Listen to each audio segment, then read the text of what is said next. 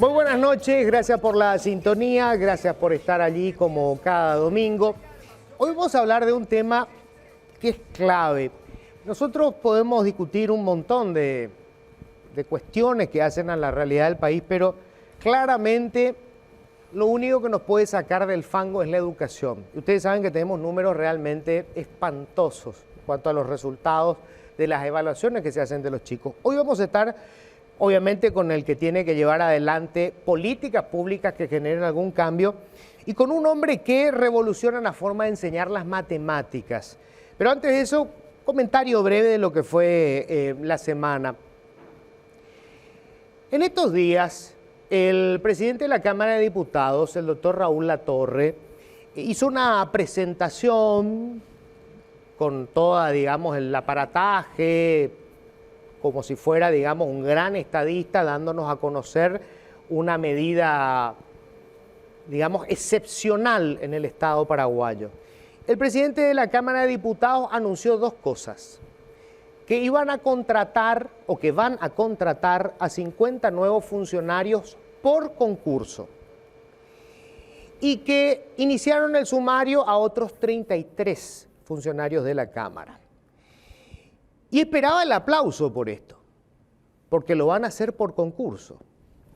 Y a partir de ahí se generaron varias polémicas. ¿Por qué? A ver, primero, todos los contratos del Estado se tienen que hacer por concurso. O sea, nada de excepcional hay en que los que vayan a ingresar ahora a la Cámara Baja lo hagan concursando, es decir, que ingresen por mérito. Lo excepcional e ilegal es que ingresen por la ventana, como ha ocurrido con el 99% de los funcionarios que tiene la Cámara. Pero además, el doctor Latorre mencionó que estaban haciendo 33 sumarios, pensando que, bueno, con esto se va a achicar seguramente la nómina.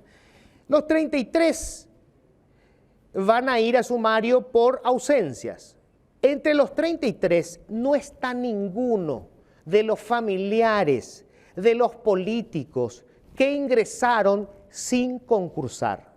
O sea, esto que llamamos los Nepo Babies, como la hija del vicepresidente de la República, Pedro Aliana, o como el hijo de la diputada Roya Torres, una con un salario de 18 millones de guaraníes y el otro con un salario de casi 10 millones de guaraníes, no están en la lista de los que van a ser sumariados. Y la otra cuestión, el diputado nos menciona como un gran avance que ahora se va a llamar a concurso a 50 funcionarios. ¿50 funcionarios para qué? La Cámara de Diputados tiene 1.486 funcionarios. 1.486 funcionarios. Y el presidente nos cuenta, como si fuera una gran noticia, que va a contratar otros 50. ¿Qué hacen esos 50? Hay un profesor de inglés, hay ingenieros, hay veterinarios. ¿Para qué necesita la Cámara de Diputados a estos profesionales? Para que tengas una idea, esto va a costar como 200 millones de guaraníes por mes. El 70% de los paraguayos y las paraguayas que tienen un trabajo formal son empleados de microempresas. Una microempresa en Paraguay tiene entre 2 y 5 funcionarios. Y la Cámara, de un golpe, va a contratar 50. Y el presidente Latorre espera que nosotros lo aplaudamos por hacer lo que está establecido en la ley y por contratar gente que la Cámara no necesita. Lo que realmente se requiere, señor Latorre, es que usted se deshaga de buena parte de los 1.486, de los cuales en su gran mayoría son operadores políticos que entraron por la ventana. Y una segunda cuestión muy cortita. Se discutió una vez más en el Congreso la posibilidad de aumentar el impuesto al cigarrillo. Del 20% que rige hoy a un 22%. 2% era el interés de aumentar el impuesto. ¿Para qué? Para recaudar un dinero para poder financiar el tratamiento de los enfermos oncológicos. Recientemente hicimos una modificación en el manejo del presupuesto público Y el dinero que recibía salud en concepto o dentro de la figura de lo que es el FONACIDE fue todo para Hambre Cero, un proyecto que todos aplaudimos. Pero había que encontrar recursos para los enfermos oncológicos. Las enfermedades vinculadas con el consumo del tabaco le cuestan al Estado paraguayo por año, estos son datos oficiales del Ministerio de Hacienda, 302 millones de dólares. Eso es lo que gasta el Ministerio de Salud en todas las enfermedades vinculadas con el consumo del tabaco. ¿Cuánto recauda hoy el Estado por la venta de cigarrillos? 60 millones de dólares. 60 millones de dólares. ¿Cuál fue el argumento de los legisladores para rechazar? Dijeron que este proyecto es político. ¿Por qué?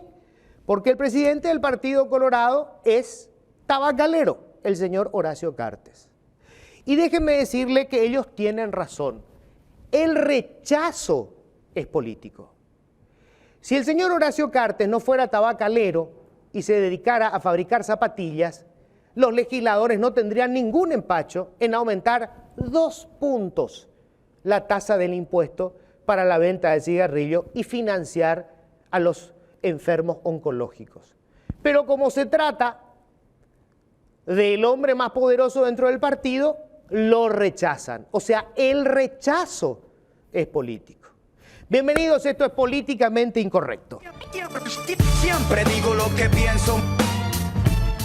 Bueno, y ahora sí vamos al tema que realmente debe interesarnos. La educación y los resultados que tenemos en 2 áreas que son claves.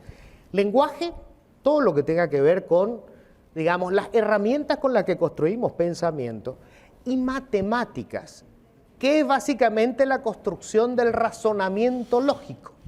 En ambos tenemos resultados en lo que el 86% de los estudiantes no llegan a completar etapas básicas. Y estamos con quien tiene que intentar revertir este culebrón, el ministro de Educación, Luis Ramírez. ¿Qué tal, Luis? ¿Cómo estás? Hola, Luis, ¿cómo estás? Un gusto estar aquí en este programa hablando de lo que nos gusta, que es la educación, ¿verdad? Bueno, y les cuento que está con nosotros, gracias al ministro, un hombre a quien yo vi varias veces en redes sociales, en unos cortos sobre la educación, y realmente es fascinante escucharlo. Decir que es matemático es quedarse corto porque tiene en realidad una carrera académica más larga que lista de drama de pobre. Pero está con nosotros el doctor José Antonio Fernández Bravo. ¿Qué tal, doctor? ¿Cómo estás? ¿Qué tal, Luis? Muy bien. Gracias por venir, ¿eh? Gracias a vosotros. Bueno, quiero empezar preguntándole al ministro a qué se debe la presencia de este señor. Bueno, como dijiste, Luis, nosotros empezamos el año pasado con el programa Ñeri, Comprensión Lectora, donde hicimos un proyecto de formación y capacitación de agentes, cambiando un poco el paradigma, es decir, en vez de que los maestros vengan a las universidades y los institutos, formamos la gente que va a la escuela. Y la capacitación es en territorio. Eso ya lo estamos haciendo con el programa Ñeri. Este año estamos lanzando, le hemos dado también libros, bibliotecas a las escuelas para lograr que los niños puedan tropezarse con las palabras y con las letras y que los maestros también encuentren los medios para enriquecer ese proceso. Y nos propusimos este año comenzar la capacitación de los maestros para el año que viene arrancar ya con lo mismo, pero en matemáticas. Entonces estamos focalizando, empezando en lenguas, y este año nos estamos preparando a esos 200 hoy día, 200 que van a ir a formar en territorio para que se multipliquen y podamos tener a más o menos 40.000 maestros formados también en matemáticas, ¿verdad? Y en matemáticas en particular, ahí hay en todo en realidad, pero es muy definitivo en matemáticas también tener una didáctica, es decir, no tiene una manera y una vida propia y un desarrollo propio que muchas veces nosotros como sociedad no tenemos ese entrenamiento. Tenemos otro entrenamiento, no es ni bueno ni malo, pero tenemos otro entrenamiento, ¿verdad? Entonces, por eso nos pareció muy oportuno contar con la presencia de José Antonio. Quiero decirte que es la segunda vez que viene a Paraguay. Hace muchísimos años formamos a docentes de primera infancia. Me cupo la oportunidad de trabajar con él y de trabajar no solo en Paraguay, sino en otros países, así que tenemos una amistad de años, feliz y agradecido con él y todas sus enseñanzas. Y entonces ahora conversando, bueno, un día decíamos, me dice, bueno, ¿qué vamos a hacer con Paraguay? Y tenemos mucho para hacer, le digo, ¿te animás a venir? Pero claro, me dice, que encantado. Y bueno, desarrollamos un programa de capacitación y formación presencial, online, y estamos también viendo la posibilidad de que, ¿por qué no?, algunos puedan ir a España a trabajar en la escuela y después con ese entrenamiento volver. O sea, la idea es formar maestros de matemáticas con José Antonio. Ahora, déjame preguntarle, ¿te puedo decir José Antonio? A ver. Sí, sí, sí. Bueno, José, ¿por qué Singapur tiene los resultados increíbles que tiene en matemáticas y Paraguay está último con El Salvador y República Dominicana en las pruebas de PISA que se hicieron en 2022? O sea, el 87% de los estudiantes y las estudiantes en Paraguay ni siquiera completan ni siquiera llegan a nociones básicas de matemáticas. Las personas somos todas iguales, tenemos, digamos, biológicamente somos iguales. ¿Por qué el chico de Singapur aprende matemática y el chico de Paraguay no?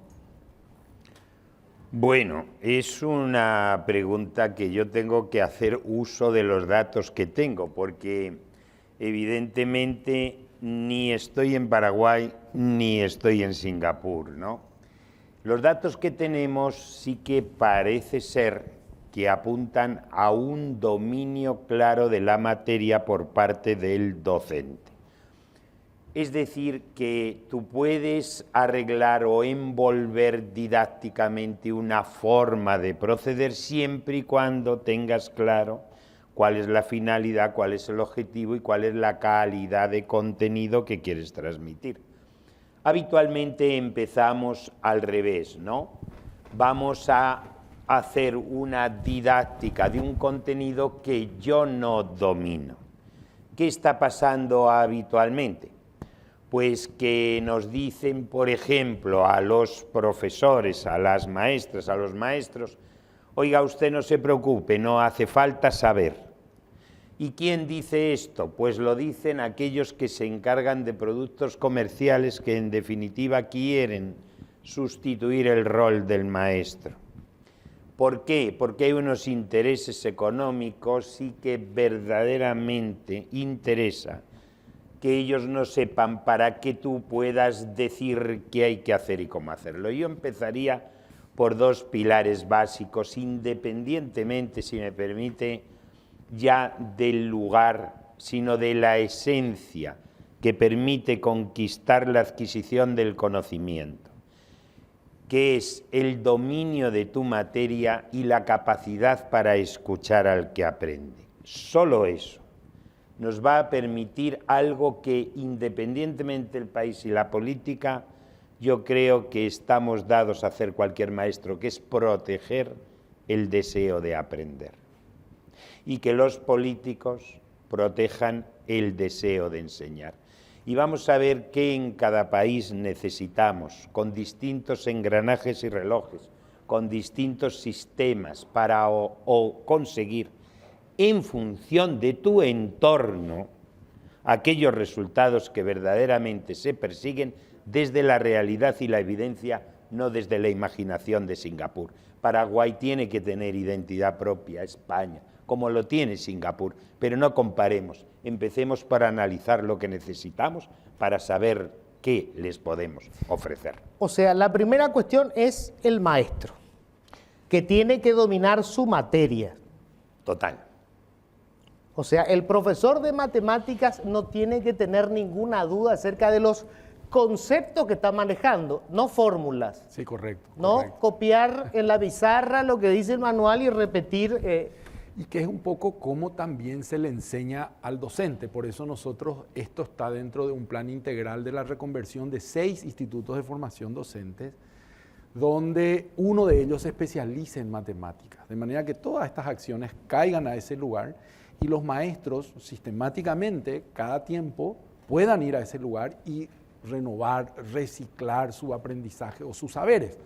Entonces, el plan es comenzar ahora con la capacitación, pero después dejar también una estructura que nos permita la continuidad de estos procesos, ¿verdad? Entonces, es importante entender, vamos a hacer 6 institutos de formación docente para matemáticas, ciencias, lenguas. Uno se va a desarrollar en primera infancia, uno para las cuestiones emocionales y uno para las cuestiones indígenas, ¿verdad? Que son los 6 que van a recibir énfasis. Pero en cuanto al de matemática, la aspiración también es a juntar todos los profesores y las personas que sí tenemos preparadas en matemáticas y que tengamos como un centro de investigación y de innovación pedagógica educativa, porque eso también nos falta, ver cómo podemos hacer y desarrollar esto que decía José Antonio, un saber paraguayo que llegue al aula, pero como proceso de una investigación y de un trabajo serio de un grupo de personas que sí entienden y sí saben de matemáticas.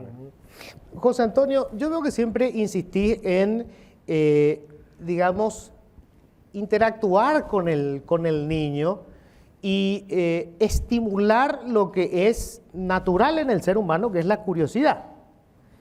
Y no coartarle cuando su imaginación le está permitiendo, digamos, entender cómo funciona el razonamiento. Leía alguna vez o escuché cuando explicabas que en un aula de niños dibujabas en la pizarra una banana y le decías a los chicos si se podían comer esa banana. Y a partir de ahí ibas a construir vos tu clase, porque obviamente no se podían comer la banana porque estaba dibujada en la pizarra.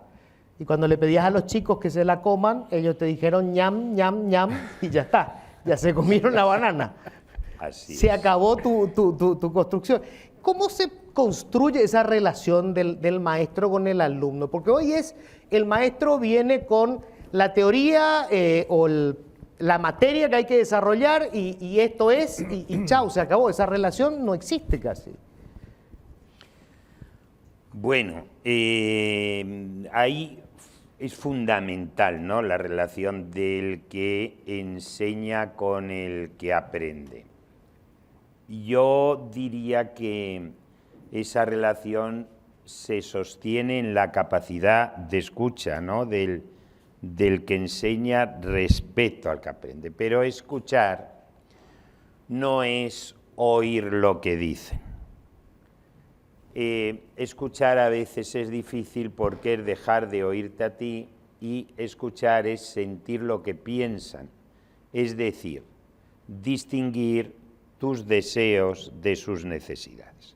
Cuando verdaderamente tú escuchas de verdad, es decir, miras para decir cuento contigo, cuenta conmigo, pasa de ser un programa establecido a una adaptación constante a eso que te van pidiendo, ¿no?, cada día. Esto no significa en modo alguno que tengamos que abandonar programas, sino que entendamos que a veces la clase mejor preparada es aquella que te permite abandonar precisamente lo que has preparado, porque por encima de lo que has preparado está la persona para la que preparas la clase. Si tú miras el contenido, actuarás de una forma. Si miras la finalidad, que es la persona para la que aportas ese contenido, actúas de otra. Permites que sonrían, que se entusiasme, que los comienzos sean fundamentales. Hay tantas variables que habría que tener en cuenta, pero yo creo que en definitiva es esa capacidad de escucha, ¿no?, de preguntarte por qué dice lo que dice, por qué hace lo que hace. Cuando yo puse el dibujo del plátano, mi intención era que distinguieran la representación de la realidad, para trabajar con la idea de representación matemática, ¿no? A partir de ahí tú no trabajas con entes físicos, sino con relaciones que puedes establecer desde esa simbología, ¿no?, generada en. Entonces mi sorpresa es que yo recibo una respuesta que no espero. Aquí podríamos decir, bueno, ¿cómo intervenimos ante esa respuesta que no esperas? ¿La puedo negar? ¿La puedo aceptar? ¿Puedo aceptarla? Es preguntarte, qué bueno, ¿por qué dijeron esto? Quiero entender qué sucedió en su mente para poder acompañar el proceso de su pensamiento. Quiero entender qué sucedió en su mente para poder contraejemplar oportunamente y dar lo que ellos necesitan. O puedo tener la otra postura, porque solo hay dos tipos de maestros, ¿no? Aquel que verdaderamente dice, no, no, no, déjate de tonterías, yo lo que busco es que no te lo puedas comer, fíjate, es un dibujo, estoy conduciendo, estoy convenciendo de algo que en realidad su mente no ve. ¿Por qué? Porque lo que realmente me importa es mis deseos y no sus necesidades. Yo creo que un maestro tiene que entender, maestro, maestra, por supuesto, tiene que entender que él se hizo maestro para seguir al niño, no para seguir a un programa, no para seguir a un contenido. El contenido del programa es la herramienta. Esto no significa que no sepan, cuidado, porque se pueden malinterpretar mucho las palabras, ¿no? Aquí viene un señor a decir que no hace falta saber. No. Primero he dicho que hace falta saber. Aquí viene un señor que dice que para escuchar al niño el maestro es el que domina su materia. ¿Qué pasa con la tecnología ahora? Pues me encanta, es un recurso más, el ChatGPT y todos los instrumentos que podamos tener. Pero cuidado, que la tecnología sea un recurso más y nos permita enseñar lo que no sabemos, no significa que no sepamos lo que enseñamos, porque ahí viene un problema muy, muy gordo. Y con independencia de las políticas que se hagan, a mi juicio, claro, pues evidentemente los pilares básicos y esenciales que determinan resultados fructíferos y que ya han demostrado suficientemente su valía se caen. Ministro, para esto que está explicando José Antonio, obviamente vos necesitas los mejores hombres y mujeres que estén terminando hoy la secundaria y que vayan a formarse para ser maestros. O sea, el que tenga la sensibilidad para captar la diferencia entre la necesidad del niño y mi deseo, tiene que tener un desarrollo, digamos, de inteligencia y emoción que es difícil de encontrar. ¿Cómo hacemos para que esos niños, esos jóvenes, se quieran convertir en maestros? Mira, hay dos por lo menos para mí hay dos conceptos. El primero es, yo me adhiero plenamente a lo que señala José Antonio en torno a la recuperación del maestro como el centro de toda la acción, pero a ese maestro que interactúa con el niño y en esa interactuación está el aprendizaje y el desarrollo del saber. Esa es la riqueza. ¿Qué hicimos con la banana? Esa es la riqueza. Después pueden venir otras cosas, pero la riqueza está en ese intercambio, en ese desarrollo. Entonces, yo creo que los maestros que tenemos, hay muchos maestros muy buenos en el contenido, hay muchos maestros a los que les falta el contenido, pero lo que necesitamos con todos es transmitirle esta idea de escuchar al que aprende, escuchar al niño y de, a través de eso, poner el valor en la interacción. Eso es lo que tenemos que lograr con los que tenemos. Por eso también me parece importante que el motivador, el profesor, en este caso José Antonio, sea quien imparte, porque eso motiva a la gente, eso te muestra una dimensión de las matemáticas que no viste, eso te muestra una dimensión de la enseñanza que no viste, esto te muestra que había sido de gusto, esto te muestra que había sido trascendente la labor del docente. Entonces, lógicamente, cuando instalamos con las personas adecuadas, eso va a ir creciendo. Ahora, es un desafío mucho más complejo el traerle a las nuevas generaciones a la educación, ¿verdad? Porque estamos viviendo una etapa de cambios muy estructurales, muy fuertes, sobre todo porque estamos pasando de una dinámica de los contenidos y la memoria a una dinámica de la comprensión, la interacción, la relación. Entonces, y en ese proceso también hoy en la sociedad no es muy valorado el maestro. No hay una valoración social para que podamos decir, si bien hemos mejorado muchísimo, Claro, ¿verdad? pero ¿cómo revertimos eso? Y yo creo que solamente con el tiempo, en el sentido siguiente, haciendo muchos años que esto sea y tenga este nivel de profesionales y este nivel de formación, y nosotros mismos a través de los proyectos, a través de las personas que se involucran, a través de los procedimientos con los que involucramos a las personas, aquí solo como paréntesis, ahora entraron 7.000 maestros por concurso. ¿Verdad? O sea, en la medida que todo eso se vaya respetando es que estamos generando un clima y una cultura en torno a la educación diferente que también se completa con que hoy es un buen salario el que tiene el maestro, ¿verdad? Claro, yo creo que hay una cuestión de prestigio, ministro. A ver, para ingresar a medicina, vos sabés, en la Universidad Nacional se presentan 1.200 alumnos y entran 150. Y aunque un médico no tenga un gran salario, es una persona con prestigio por la profesión que tiene. Porque además se sabe lo difícil que es convertirse en médico. Hoy no pasa eso con el tema de los maestros, sobre todo porque durante la década del 90 tuvimos estos institutos de formación docente que aparecieron como hongos y lanzaron al mercado un montón de gente que no reunía los requisitos para estar en aula. Asimismo, yo creo que hoy no hay una valoración social de la formación docente, o sea, de ser maestro en realidad. Se ha ido perdiendo, si bien existió, eso cada vez se fue perdiendo más.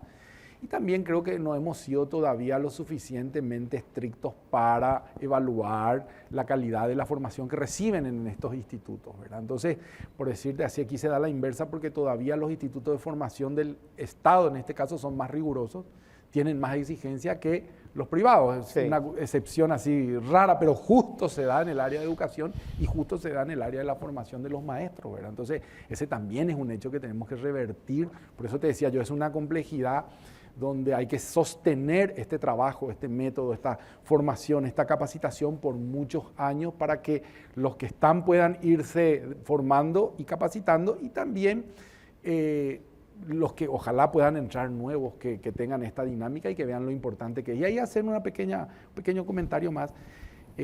Nosotros vamos a tener un proceso de acomodación muy importante de la cantidad de los maestros, porque 1.800 por año se jubilan. Sí. ¿Verdad? Entonces nosotros ya llevamos 8 años en este ritmo. Entonces nosotros estamos en un nivel donde los maestros van decreciendo, pero también estamos en un nivel donde está decreciendo, hay menos niños y va a haber menos niños, la tendencia es esa. Claro. Y hay comunidades donde incluso, por darte un dato, Luis, hoy tenemos 1.410 escuelas con menos de 10 alumnos. O sea, y no hay más alumnos en la comunidad. Entonces, tenemos que repensar también todo el sistema y cómo lo vamos a estructurar para que los maestros que están, que yo pienso que hoy vamos a tener suficientes maestros, nos vamos a quedar con un número muy interesante, los formemos, los capacitemos y podamos mantenerlos dentro del sistema con un gran nivel.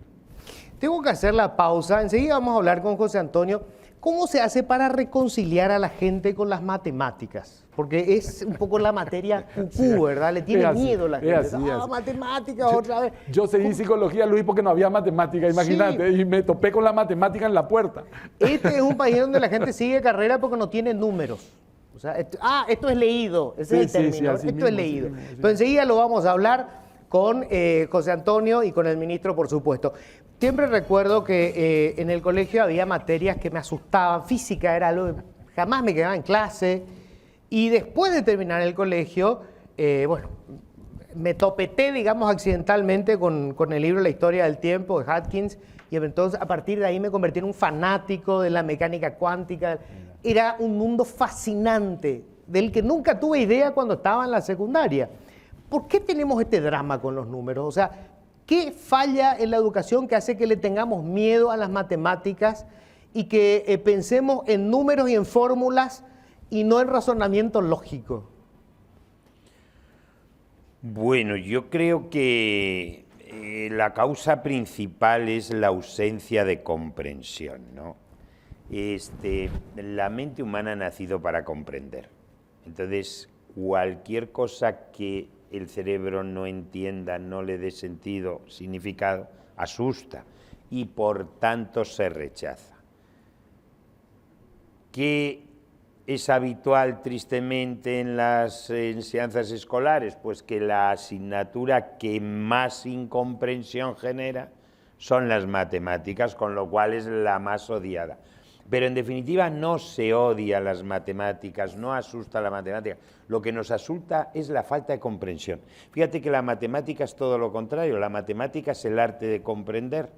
Entonces no te puede gustar si verdaderamente no ofrecen eso como primera alternativa.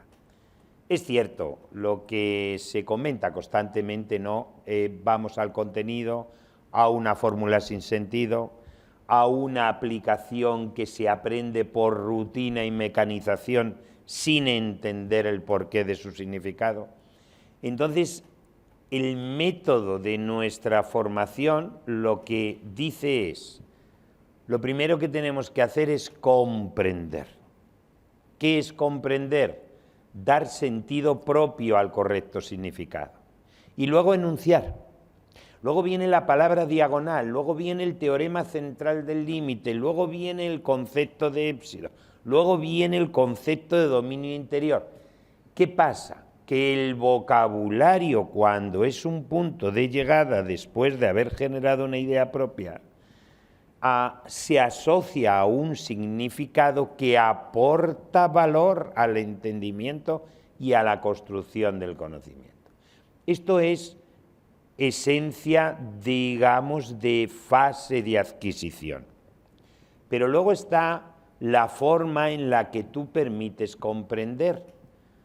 Pues hay variables que facilitan esa comprensión y variables que la perturban. En la matemática, una variable que facilita la comprensión y el entusiasmo y el abrazarla es partir de retos, de que te permitan decidir al que estudia, que permitan construir ideas, que permitan contrastarla, en definitiva, que se manipule, que se vean distintas alternativas, que se verifiquen distintas propuestas. Esto es un hacer que ayuda mucho al que aprende porque se siente protagonista. Es así solo que se ayuda a la comprensión. No es solo decir, yo te digo que comprendas el concepto de ecuación. No, yo te digo que conquistes el concepto de ecuación. ¿Con qué didáctica, José Antonio? Bueno, digamos que didáctica es con la didáctica de aportar, ¿no?, al que aprende el sentido de entender que el conocimiento, y debe enseñarlo en la escuela, no es más que sospechar de la verdad. Hay que enseñar a sospechar de la verdad para admirar lo que verdaderamente aprendes. Básicamente es pensamiento científico. Es pensamiento científico. Ahora, ¿cómo se construye eso en una sociedad como la nuestra, Gran desafío. ministro, que es tan proclive al pensamiento mágico y a todo lo que sea, digamos, de alguna manera metafísico, por decirlo? Sí. Por eso decimos nosotros, Luis, que con este proceso de comprensión lectora y el desarrollo de la comprensión desde las matemáticas, es decir, lo central en la educación hoy y para el frente es la comprensión, que podamos comprender, porque finalmente esa comprensión matemática primero me lleva a comprenderme y lleva a comprender al otro. O sea, son los principios de convivencia democrática. Si nosotros no desarrollamos la comprensión, no solamente no leemos y no tenemos un pensamiento lógico, está en peligro una convivencia social democrática, una convivencia social que se base en la paz, en el equilibrio, en la tranquilidad de sus habitantes. O sea, esto es lo que está en juego detrás de tener una sociedad que no comprende, que no se comprende, que no comprende al otro, que no comprende lo que leo, que no comprende estas nociones básicas. O sea, la gente separa las matemáticas o la lengua de la vida y no es así. Esto es para desarrollarnos y desarrollar la propia vida. Por eso el énfasis del gobierno, el énfasis de nuestro trabajo es la comprensión desde las distintas posibilidades que la escuela tiene para desarrollar, o sea, un medio para desarrollar esto, en el fondo un medio para desarrollar comunidad y convivencia. Ese es nuestro foco central. Ahora, José Antonio, en España la política educativa está despolitizada en términos de política partidaria, es decir, no hay cupos de los partidos políticos, cargos que se ocupan por la vinculación político-partidaria. Bueno, este programa se va a ver en España. Hay que preguntar primero eso, ¿no? Bueno, yo creo que políticamente, si hablamos de una política correcta, no es malo, que es más, yo creo que es necesario, ¿no?, que la política acompañe a la educación. Otra cosa es el uso que de ese acompañamiento hagas. Es evidente que habrá personas que tengan una finalidad transparente y libre y fortuita a provocar, ¿verdad?, en el que aprende buenos resultados y buenas intenciones. Otros que teniendo buenas intenciones políticas verdaderamente no les acompañe la suerte por los procesos o acontecimientos que muchas veces suceden y que a veces y que son espontáneos, ¿no? Esto lo sabemos en cualquier sitio puede suceder, y otros que también tengan unas intenciones partidistas de obtención de voto, de manipulación de la idea. Y estos suelen ser, pero yo no solo lo he visto en España, sino en muchos países, suelen ser los que más hablan de esa libertad de pensamiento crítico y todo esto. Hablan mucho de tener un pensamiento crítico, pero aportan poco a la crítica de su pensamiento cuando les criticamos. Preguntaba esto, ministro, obviamente, porque hoy sos un advenedizo en la cartera de educación, porque obviamente no formás parte de la clase política, y tenés una mega estructura altamente contaminada de política partidaria. Siempre fue una herramienta política partidaria. ¿Cómo vas a hacer para llevar esto, que es un debate académico y que supone que tiene que, de alguna manera, blindar a todos los que vayan a entrar como maestros de la cuestión político-partidaria? O sea, esto es una cosa y esta es otra.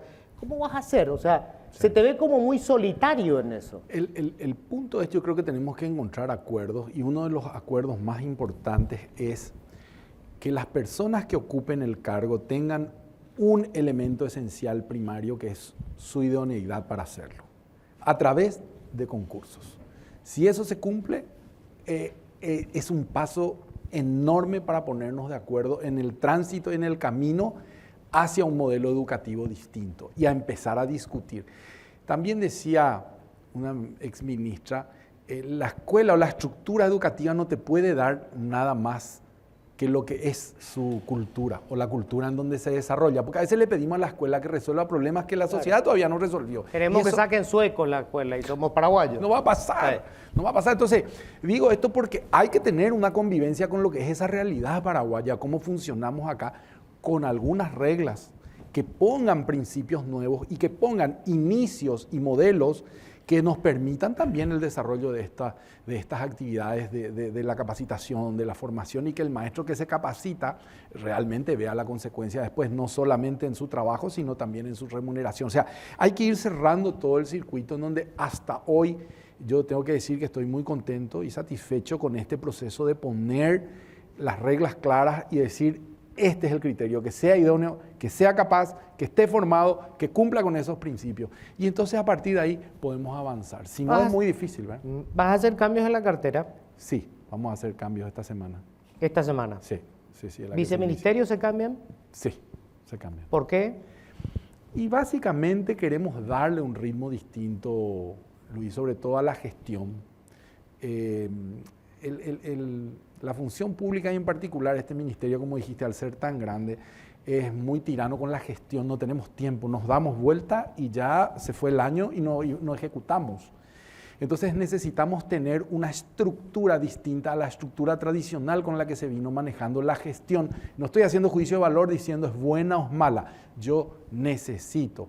El gobierno necesita una velocidad de gestión distinta, diferente, y estamos ensayando una fórmula con equipos que van a ser potenciados, con personas que estamos involucrando a los equipos y con un esquema de trabajo distinto, a ver si podemos tener una gestión que acompañe en todas estas ideas. Pues esta idea, bueno, que José Antonio esté aquí, es una gestión enorme que tenemos que hacer, sí, y te digo que si seguíamos los ritmos y los tiempos clásicos no lo hubiéramos hecho, lo hubiéramos hecho recién el año que viene, pero hay un equipo que diagrama y piensa desde otra velocidad y eso necesitamos imprimir a más proyectos. Ahora, ¿vos elegís a tus colaboradores o te los imponen de afuera? No, hasta hoy yo tengo suerte, la alegría, la bendición, como quieran decirlo, de que yo elijo la gente con la que voy a trabajar. Y creo que es una estrategia muy inteligente del presidente porque entonces cuando no hay nada que reclamar, ¿verdad?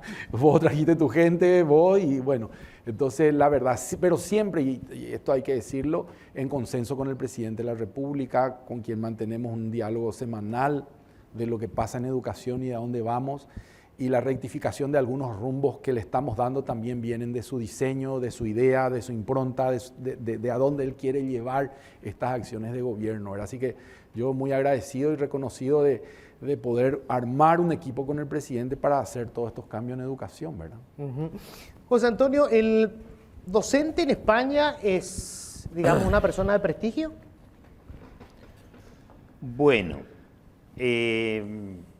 digamos que sí se reconoce su labor, pero no es una persona de prestigio. Reconocemos que verdaderamente somos necesarios, que hay una atención a veces de recogimiento de los niños, de las niñas, pero yo creo que la palabra reconocida o reconocidos sería más apropiada. Menos apropiada, es decir, que todavía no. Faltan cosas. Faltan cosas. ¿Y salarialmente? Sí, faltan cosas. ¿Un docente en España es Bueno, una persona de buen ingreso? Sí, bueno, es un ingreso, digamos, normal, medio, y bueno, si me vieran algunas plataformas sindicales, pues a lo mejor dirían, oye, José Antonio,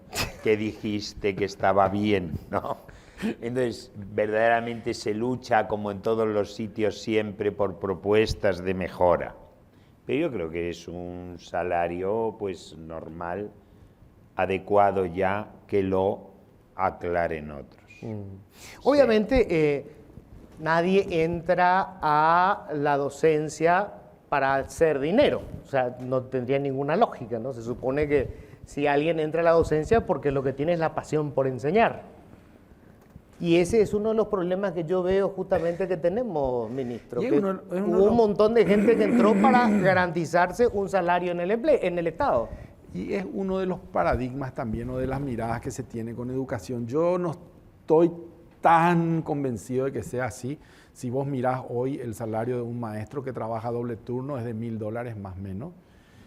Es un salario para mí muy bueno dentro de lo que son otros salarios, claro, digamos. Es razonable. ¿Verdad? Es un salario muy razonable. Y ese dinero todavía en algunas ciudades en el interior rinde muchísimo más. Sí, sí. ¿Verdad? Entonces, estamos hablando de una paga y una recompensa que cualquiera querría, digamos, ¿verdad? O sea, no... Claro, pero justamente lo que me preocupa es cuántos entraron por vocación y cuántos entraron porque tenían garantizado un salario en el Estado. Y ahí yo siempre digo, pero esto es válido para todas las profesiones, ¿verdad? Hay gente que cree que la profesión, y es muy interesante, porque cree que la profesión le va a traer dinero, y lo que le trae dinero es ser un profesional bueno. Entonces, si bien hoy mejoramos el piso del maestro, yo creo y conozco maestros que han trabajado, han vivido y se han desarrollado mucho más que cualquier otro, o que cualquier otra profesión siendo maestros, pero porque son los que tienen la vocación. El que no tiene un trabajo nomás, pero como cualquiera, ¿eh? Así pasa con un gerente de banco, o tiene un trabajo. Y el que tiene la vocación es el que es capaz de inventar, de crear, de crecer, de innovar, y no tiene límite. Su límite es su propia creación. Y ahí sí yo creo que hay maestros que pueden tener esa otra impronta. Pero ahí hay una tercera distinción que me gustaría hacer. Lo que pasa es que el maestro en sí, o las personas que trabajamos en el servicio humano, muchas veces no es luego nuestro interés que eso sea, no digo que esté bien ni mal, no es nuestro interés de que sea la recompensa lo principal. Yo les decía el otro día a unos maestros, después de 10 años de trabajar en una escuela y haberme retirado con más de 20 ahijados, es una satisfacción que no tiene precio, ¿verdad? Entonces, esas satisfacciones que vivimos los docentes son las que le dan sentido a nuestro ser de docente muchas veces. Claro, después hay que ir al supermercado también, ¿verdad? También, claro, claro. Es difícil que la satisfacción la monetice, ¿verdad? José Antonio, el lenguaje y las matemáticas son como dos caras de la misma moneda, ¿no? O sea, digo, si no desarrollamos esto del lenguaje, tampoco podemos, digamos, hacer mucho con el tema del razonamiento lógico. Sí, cierto, están muy unidos. De hecho, la matemática es un lenguaje, ¿no? Es una manera de comunicar. O sea, el lenguaje de la ciencia. Es el lenguaje de la ciencia, sí.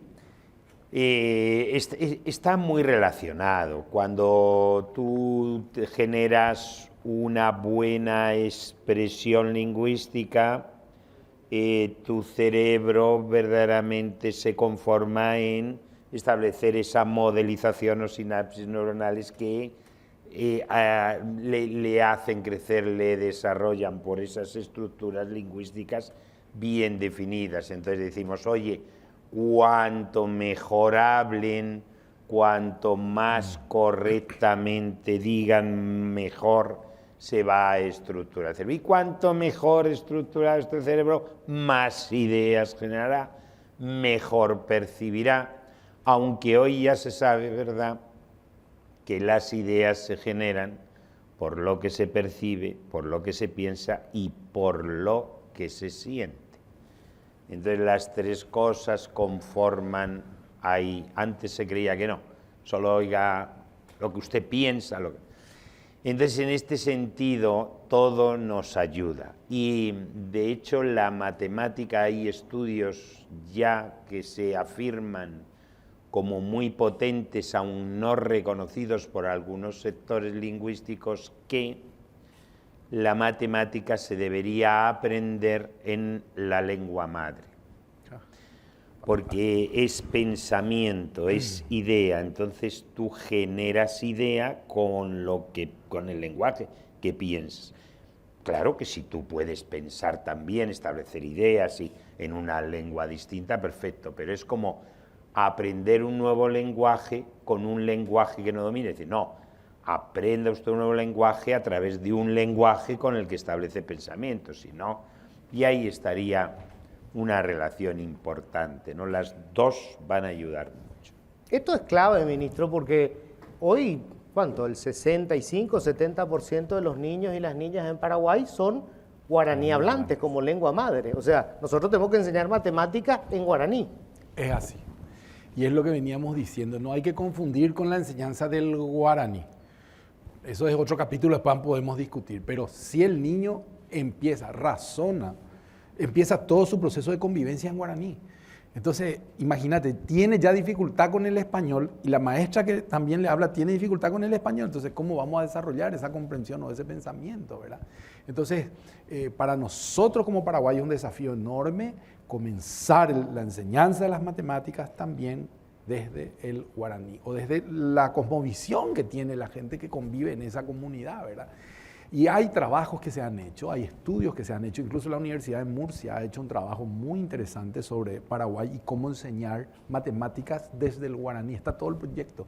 Justamente en estos viajes estuve recopilando un poco y rescatando algunos proyectos que se hicieron en Paraguay y en qué quedó como para ver cómo se puede reactivar para ganar tiempo, porque la verdad que todos estamos en eso, apresurados por ganar tiempo y estructurar de una manera coherente estas acciones que nos permitan en 3 o 4 años empezar a tener diferencias, ¿verdad? Bueno, hoy decías, ministro, que el tema es gestión. Sí. Y vos sabés que la impaciencia social es grande porque, bueno, hace rato que estamos esperando el resultado y además nuestros datos son espeluznantes. Ni siquiera necesitamos un dato, digo, basta con que vos converses con alguien que está en la secundaria y te das cuenta que esa aprehensión de conceptos es pobrísima. ¿Cuándo? Es muy argel la pregunta que te voy a hacer, ¿no? Pero ¿cuándo vamos a empezar a tener resultados? ¿Cuándo vos vas a poder empezar a decir, no, mira, acá está, esto está funcionando? Yo creo, y esto es algo que estamos discutiendo a nivel internacional en todos los encuentros, y nosotros estamos también de acuerdo con un sector que proponemos lo siguiente. Esa idea de ver los resultados en 5 años, en 4 años, yo creo que está bien, pero hay otras. Nosotros podemos ver ya al año resultados. ¿Qué hicimos con Ñeri? Empezamos tomando una muestra a inicio de este año, la vamos a repetir ahora en julio y la vamos a volver a hacer a final de año para mostrar ya en un año si hubo un progreso. A lo mejor no es todo lo que necesitamos. Pero si hay un progreso, quiere decir que estamos bien orientados. Yo no puedo esperar 5 años y resulta que lo que hacíamos estábamos haciendo todo al revés y no hay progreso otra vez. Entonces nosotros hacemos una introducción de todos estos trabajos, todo lo que hagamos, toda la formación, toda la capacitación en el aula.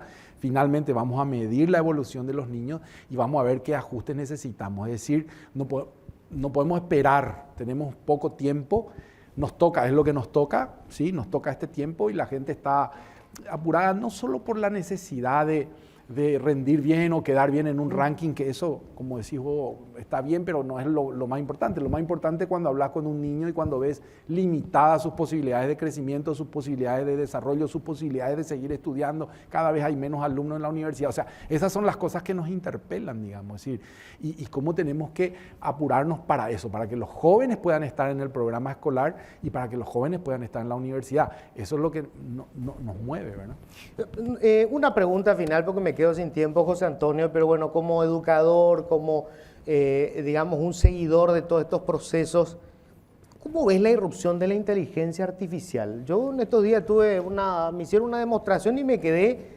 pasmado por lo que podía hacer esa máquina a la que, digamos, en 2 segundos compuso una canción a partir de una entrevista, le dio el verso de un reggaetón, le puso música y la cantó. Todo ese proceso en 2 minutos o en 1 minuto y medio. ¿Cómo nos coloca eso, digamos, el desafío de educarnos ante ese fenómeno que se está dando?